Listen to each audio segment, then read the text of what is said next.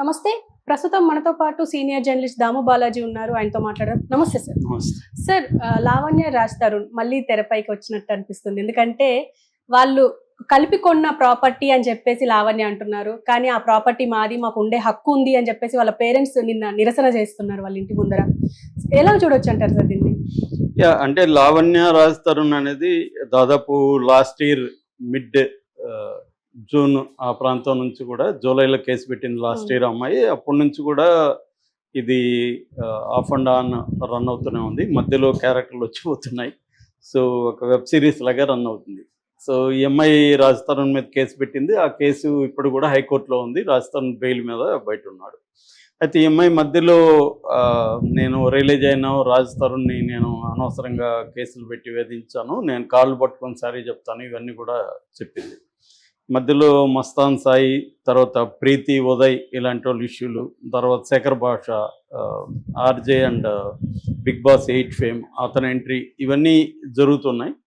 ఈ క్రమంలో కొద్దిగా అమ్మాయి సైడ్ లైన్ అయినట్టు కనబడుతుంది. ఆ అమ్మాయి ఇష్యూ ఈ మధ్య కాలంలో అంటే వేరే వేరే ఇష్యూలు రావడం, ప్రవీణ్ది కావచ్చు, లేకపోతే అఘోరిది కావచ్చు, ఈ అమ్మాయిది కొంచెం ఇదైంది. లేకపోతే ఈ అమ్మాయిది నిజానికి మీడియాలో one of the prolonged issues ఎవరిదంటే ఈ లావణ్య, రాజ్ తరుణ్. సో ఈ నేపథ్యంలో మళ్ళీ ఇది రీస్టార్ట్ అయినట్టు కనబడుతుంది. నిన్న కోకాపేటలో విల్లాస్ ఉన్నాయి. ఆ విల్లాస్లో వీళ్ళకు ఒక విల్లా ఉంది. ఈ ఇంట్లో అమ్మాయి దాదాపు 11 ఇయర్స్ నుంచి అక్కడ ఉన్నాను, 11 to 15 ఇయర్స్ నుంచి అని చెప్పింది. యాక్చువల్గా 15 ఇయర్స్ నుంచి ఉన్నాను అని చెప్పింది. ఇక్కడ ఏంటంటే ఆ విల్లాస్లో ఈ అమ్మాయి, ఈ తన విల్లా ఏదైతే ఉందో ఆ అమ్మాయి ఒంటరిగా ఉంటుంది. గతంలో రాజ్ తరుణ్ అమ్మాయి కలిసి ఉండేవాళ్ళు. ఇక్కడ కూడా వీళ్ళిద్దరు వెర్షన్లో తేడా ఉంది. ఈ అమ్మాయి ఏం చెప్తుందంటే, మేమిద్దరం పెళ్లి చేసుకున్నాం గుళ్ళో, మేమిద్దరం భార్యాభర్తలు ఇక్కడ కలిసి ఉన్నాం అని చెప్తుంది. రాజ్ తరుణ్ పెళ్లి చేసుకోలేదు. 2011 to 2017 వరకు మేము లివ్ ఇన్ రిలేషన్షిప్లో అయితే ఉన్నాము. దాని తర్వాత అమ్మాయి బ్లాక్మెయిల్ చేయడం, డ్రగ్స్ ఇష్యూ ఇవన్నీ వచ్చింది. దాని తర్వాత డ్రగ్ కేసులో 2024 జనవరిలో అమ్మాయికి శిక్ష కూడా పడి 45 రోజులు జైల్లో కూడా, చెంచల్ కూడా జైల్లో ఉన్నింది. సో ఇవన్నీ చూసి నేను బయటకు వచ్చేసాను. కాకపోతే ఆ ఇంట్లో మా పేరెంట్స్తో పాటు ఈ అమ్మాయి కూడా ఉంది అనేది అతను చెప్పాడు. సో అక్కడ అంటే ఆ అమ్మాయి అయితే ఆ ఇంట్లోనే అప్పటి నుంచి ఉంది, అదైతే వాస్తవమే. సో దాని తర్వాత పేరెంట్స్ కూడా ఉన్నారు, కానీ వీళ్ళకి పేరెంట్స్కి మధ్య గొడవలు వచ్చాయి, ఈ అమ్మాయికి పేరెంట్స్కి మధ్య వచ్చేసారు. అయితే ఇప్పుడు గొడవ కారణం నాకు తెలిసినంతవరకు ఏంటంటే, ఆ కాలనీ అడ్మినిస్ట్రేషన్ ఏదైతే ఉంటుంది, కమ్యూనిటీ అడ్మినిస్ట్రేషను, వాళ్ళు రాజ్ తరుణ్కి ఎప్పటి నుంచో కంప్లైంట్లు ఇస్తున్నారు.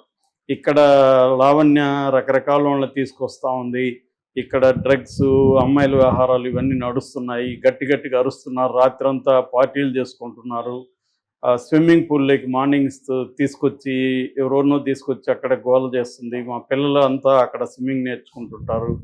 ఇది ఒక హెడేక్గా అయిపోయింది. ఈ అమ్మాయికి ఏం చెప్పినా నేను మీ మీద కేసు పెడతానంటుంది, నార్సింగ్ పోలీస్ స్టేషన్కి వెళ్ళిపోతుంది మాట్లాడితే.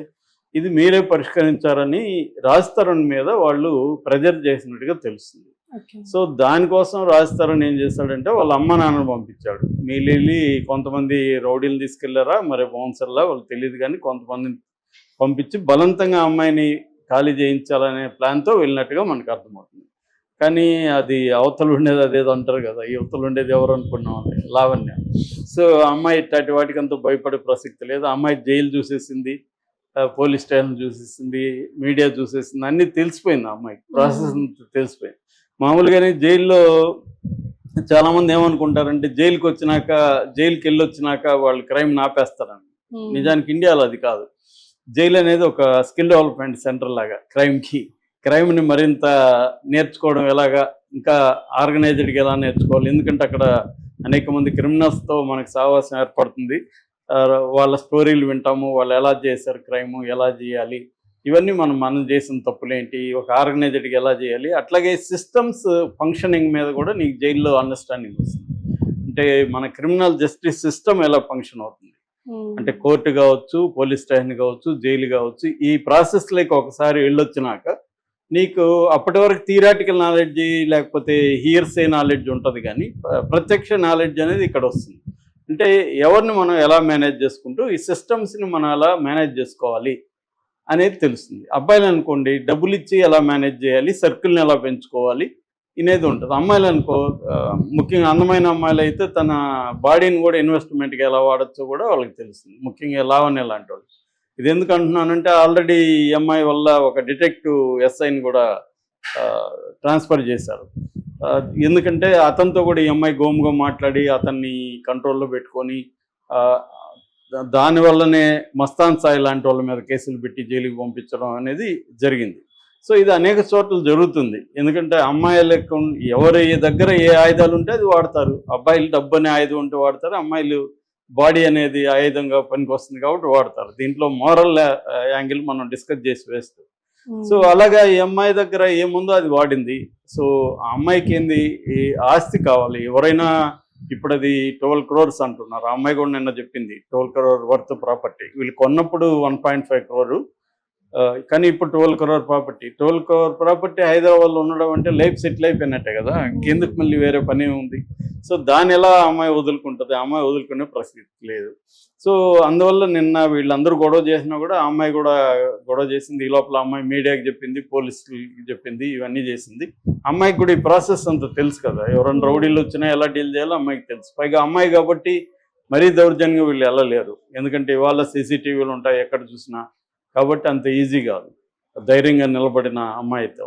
సో ఈ అమ్మాయి అలాగా వీళ్ళని గట్టిగా ఎదుర్కొంది. ఇప్పుడు వీళ్ళ వెర్షన్ ఫస్ట్ చూస్తే ఇది మేము కొనింది, మేము ఇన్వెస్ట్మెంట్ చేసాం, ఆ అమ్మాయి అప్పట్లో కలిసి ఉన్నాం కాబట్టి ఉనింది, దాని తర్వాత ఇది మాది కాబట్టి అమ్మాయిని ఖాళీ చేయమంటున్నాం అనేది వీళ్ళ చెప్తున్నారు. ఆ అమ్మాయి వెర్షన్ ఏంటి, మేము ఉన్నప్పుడు, మేము కలిసి ఉన్నప్పుడు ఇది అప్పట్లో కొన్నాము 1.5 ఇది, అందులో మా ఫాదర్ దగ్గర, తన డబ్బులు అని చెప్పట్లేదు, మా ఫాదర్ దగ్గర నుంచి 80 లక్షలు దీంట్లో మా ఇన్వెస్ట్మెంట్ ఉంది. సో కాబట్టి ఇది నాది, హాఫ్ ఆఫ్ ద ప్రాపర్టీ నాది, ఇది కోర్టులో కూడా నేను 80 లక్షలకు సంబంధించిన డీటెయిల్స్ కూడా కోర్టుకి సబ్మిట్ చేశాను అనేది ఆ అమ్మాయి చెప్తుంది. అట్లాగే ఇంకొన్ని కూడా అమ్మాయి చెప్పింది. ఇదేంటంటే పేరుకేమో అతని పేరు మీదనే ఇల్లుంది, కానీ మేమిద్దరం ఒక ఒప్పందం చేసుకున్నాం, అదేంటంటే నాకు చెప్పకుండా అతను అమ్మకూడదు, అతనికి చెప్పకుండా నేను అమ్మకూడదు ఇల్లు అని ఒప్పందం చేసుకున్నాం. ఇవన్నీ మాట్లాడుతున్నాయి. నిజానికి ఈ ప్రాపర్టీ డిస్ప్యూట్స్లో ఇట్లాగే ఉంటాయి, కాంప్లెక్స్గా ఉంటాయి. చాలాసార్లు మేబీ ఆ అమ్మాయి చెప్పేది కూడా వాస్తవంగా వచ్చు, ఆ అమ్మాయి కూడా డబ్బులు పెట్టి ఉండొచ్చు, కానీ లీగల్గా తీసుకున్నప్పుడు ఆ అమ్మాయికి అయితే లీగల్గా దీంట్లో ఎటువంటి వాటా వచ్చే అవకాశం లేదు. ఎందుకంటే పేరు ఎవరి మీద ఉందనేది ఇంపార్టెంట్. ఆ అమ్మాయి డబ్బులు పెట్టిందంటే దానికి ఆధారాలు ఉండాలి కదా, మరి ఎందుకు రిజిస్ట్రేషన్ అప్పుడు జాయింట్ రిజిస్ట్రేషన్ ఎందుకు చేసుకోలేదు, ఇవన్నీ వస్తాయి. కాకపోతే ఇక్కడ ఇండియాలో ప్రాబ్లం ఏంటంటే లీగల్గా నీ పేరున్నా కూడా నీది కాకపోవచ్చు ఆస్తి. ఎందుకు, పొసెషన్ ఇంపార్టెంట్. ఎప్పుడైనా ప్రాపర్టీ అనేది ఎవరి కంట్రోల్లో ఉందనేది ఇంపార్టెంట్. ఇక్కడ రాజస్థాన్ కొంత మరి అతను భయం వల్ల అగ్రెసివ్గా లేడా, లేకపోతే తన కెరీర్ పాడవుతుంది దీనివల్ల, పోతే పోయింది 12 కోట్లు మళ్ళీ మనం సంపాదించుకోవచ్చు అన్న దీంట్లో ఉన్నాడా తెలియదు. అట్లాంటప్పుడు సైలెంట్గా అయిపోవాలి. వాళ్ళు కంప్లైంట్ ఇచ్చినా మాకు తెలీదు, ఆ అమ్మాయి మీరేమన్నా చేసుకోండి అనేది వెళ్ళిపోవాలి. సో ఇప్పుడు ఏమైందంటే రాజస్థాన్ దీన్ని, ఆ అమ్మాయిని ఏమి డీల్ చేయలేడు లీగల్గా అంటే తేలదు అది. ఇట్లాంటివన్నీ కూడా బయట ప్రైవేట్గా జరుగుతాయి. మామూలుగా ఇట్లా ఇల్లు ఖాళీ చేయని కేసులు కొన్ని వేలు ఉంటాయి హైదరాబాద్లో. సో నిన్న కూడా నేను ఒక మీటింగ్ వెళ్తే, ఒక మాజీ పోలీస్ ఆఫీసర్ రాసిన బుక్ రిలీజ్కి వెళ్తే, అక్కడ ఆ బుక్ని ఇంట్రడ్యూస్ చేసి ఆమె చెప్తుంది, నా ప్రాపర్టీలో వేరే వాళ్ళు ఆక్యుపై చేస్తే ఈయనే అప్పుడు వచ్చి దాన్ని డీల్ చేశాడని. సో ఎక్కడికి పోయినా ఒక కథ మనం వింటుంటాం అనమాట. ప్రాపర్టీ అనేది మన పేరుతో ఉన్నా కూడా మన కంట్రోల్లో లేకపోతే దాన్ని లీగల్గా ఏం చేసుకోలేం. ఎందుకంటే ఆల్రెడీ నేను చాలాసార్లు చెప్తుంటా 5 కోట్ల కేసులు పెండింగ్లో ఉన్నాయి, సివిల్ కేసులు అనేవి తేలవు. అందుకని ఇదంతా కూడా బయట అవుట్ ఆఫ్ ద కోర్ట్ సెటిల్మెంట్లో జరుగుతుంటాయి. అందుకని ఇవాళ చాలామంది లాయర్లు లా చదివి కోర్టులకు వెళ్ళరు. వాళ్ళు అవుట్ ఆఫ్ ద సెటిల్మెంట్లోనే ఎక్కువ డబ్బులు వస్తాయి. ముఖ్యంగా ప్రాపర్టీ వాల్యూస్ అబ్నార్మల్గా పెరిగిపోయినాక కేసులు కూడా మనకు అబ్నార్మల్గా పెరిగిపోయింది. అలాగా ఇప్పుడు ఈ అమ్మాయిని, ఈ అమ్మాయిదా ఆస్తా లేకపోతే అతందా అనేది మనం బయట నుంచి చెప్పలేము, లీగల్గా డీల్ చేసుకోవాలి. లీగల్గా డీల్ చేసుకోవాలన్నా కూడా ఇప్పుడు పొసెషన్ అయితే ఆ అమ్మాయి దగ్గర ఉంది, ఆ అమ్మాయిని ఖాళీ చేయించాలి. అది జరిగే పనిగా కనబడలేదు. అది ట్రై చేసినట్టుగా మనకు అర్థమవుతుంది. రాజస్థాన్ ఒక ప్రయత్నం చేశాడు, సో అది ఫెయిల్ అయింది. నెక్స్ట్ ఏం జరుగుతుందో చూడాలి. ఎందుకంటే కోర్టులో తేలాలి తప్ప లీగల్గా అయితే ఇంకా అవుట్ ఆఫ్ ద కోర్టు పరిష్కారం అంటే ఇంకా అమ్మాయితో మాట్లాడుకొని చేయాలి. ఆ అమ్మాయి అయితే ఎందుకు వదులుకుంటుంది మాట్లాడుకోవడం అంటే?